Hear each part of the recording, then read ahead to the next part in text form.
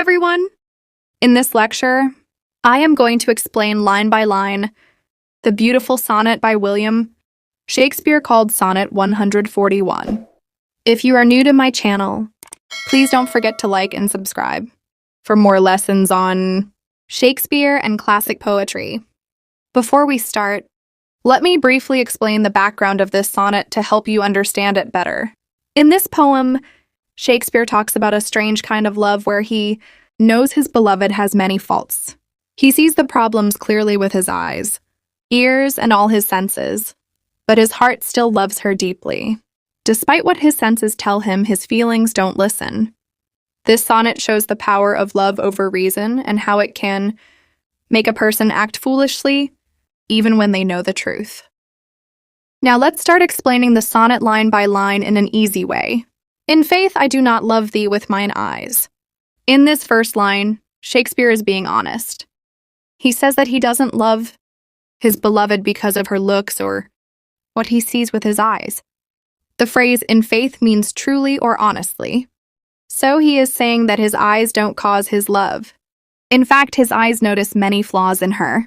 Simply, he means his love is not based on how she looks. In other words, you can say that it means that he honestly does not love her when he sees many faults in her personality. And then says, "For they in thee 1,000 errors note." Here he explains why he doesn't love her with his eyes. His eyes see many mistakes or faults in her. 1,000 errors means lots of imperfections. So his eyes are actually critical and find many problems when looking at her. In simple words, his eyes see many things wrong with her. You should not be confused about this line.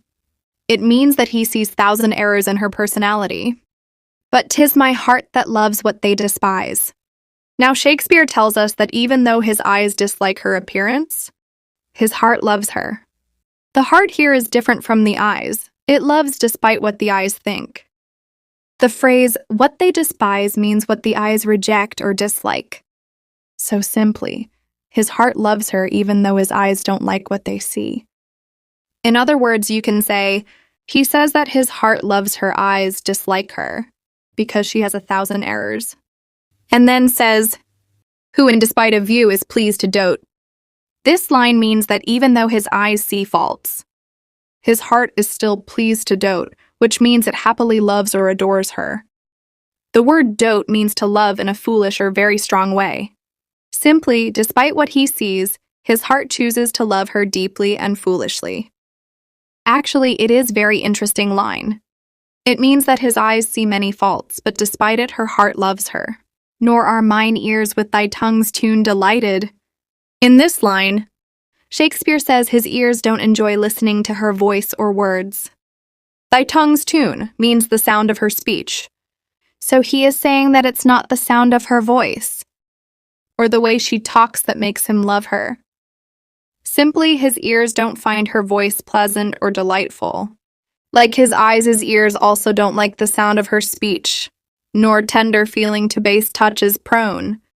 Here he explains that his sense of touch doesn't find her gentle or delicate. Tender feeling means soft or kind touch, and base touches means common or unworthy touches.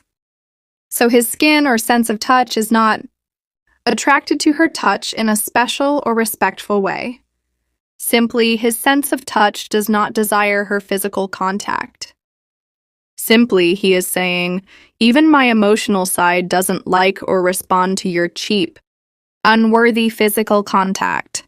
He's continuing the idea that none of his senses are attracted to her. His love is not driven by physical desire or emotion, it's something deeper or irrational. Nor taste nor smell desire to be invited. This line continues to describe how his other senses feel. His taste and smell don't want to be drawn toward her either. Desire to be invited means wanting to come closer or enjoy her. Simply, his taste and smell do not feel attracted to her. This emphasizes that there's nothing sweet, appealing, or tempting about her, not even her scent or taste, which in love poetry are often described as attractive. In Shakespeare's case, he says his senses find nothing pleasing about her. to any sensual feast with thee alone. Here, sensual feast means a physical or romantic pleasure shared with her alone.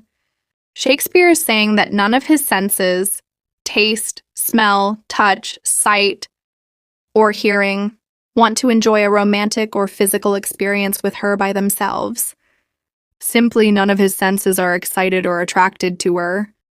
You can say that he is saying that none of his senses have any desire to enjoy physical or romantic pleasure with her, especially alone. His body does not crave her touch, her presence, or her company. He feels no physical attraction to her. And then says, "But my 5 wits nor my 5 senses can..." Now he introduces 5 wits and 5 senses. The 5 senses are what we've talked about: sight, hearing, touch, taste, smell. The 5 wits were considered in Shakespeare's time as mental abilities like understanding and reasoning. He says that neither his mind nor his senses can stop something. Simply, he is saying that neither his thinking nor his physical senses, like seeing, hearing, touching, tasting, or smelling, can stop him from loving the woman. Even though his mind tells him she's not good for him and his body feels no attraction to her, he still can't help it. His heart continues to love her anyway. It's like his love is blind and foolish, not based on reason or desire, but something he can't control. Dissuade one foolish heart from serving thee. Here he says that despite what his mind and senses tell him, his one foolish heart continues to serve or love her. Dissuade means to persuade not to do something. So his heart is stubborn and foolish, and it keeps loving her even though everything else says no. Simply, his heart doesn't listen to his mind or senses and keeps loving her. You can say that each and everything says to his heart that it should not serve or love her, but it does not listen to them. And then says, "Who leaves unswayed the likeness of a man." This line means his heart ignores his better judgment, his likeness of a man, or his rational self. He acts like a slave or vassal wretch, which means a poor, powerless servant to his heart. Simply, his heart controls him and makes him act foolishly, ignoring his manly reason. It means that his heart does not act with the strength or reason expected of a man. The phrase "leaves unswayed the likeness of a man" means that his heart ignores or abandons the proper behavior or dignity that makes someone truly a man. In simple words, he feels like love has made him weak and foolish, no longer acting with manly pride or sense, but instead being ruled by emotion. Thy proud heart's slave and vassal wretch to be. He describes himself as a slave to the beloved's proud heart. A vassal wretch means a miserable servant bound to serve. Shakespeare is saying that his feelings have made him powerless, serving the beloved's heart no matter how proud or cruel she might be. Simply, he feels like a sad servant to her proud heart. In the easiest words, you can say that he calls himself her slave and miserable servant, and then says, "Only my plague thus far I count my gain." Now he calls his love a plague, meaning it is like a disease or suffering. Yet, surprisingly, he says this suffering is also his gain or something valuable. This shows the complicated feeling of loving someone who causes pain but also gives him something important.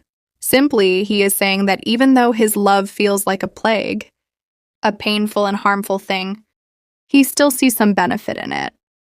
The word plague shows how much suffering this love causes him, but he says, "I count my gain," meaning he still finds some kind of value or lesson in the pain. In other words, you can say that he is saying, even though this love hurts me like a disease, I see it as something I've gained from, maybe because it teaches me something or makes me feel deeply, even if it's painful, that she that makes me sin awards me pain.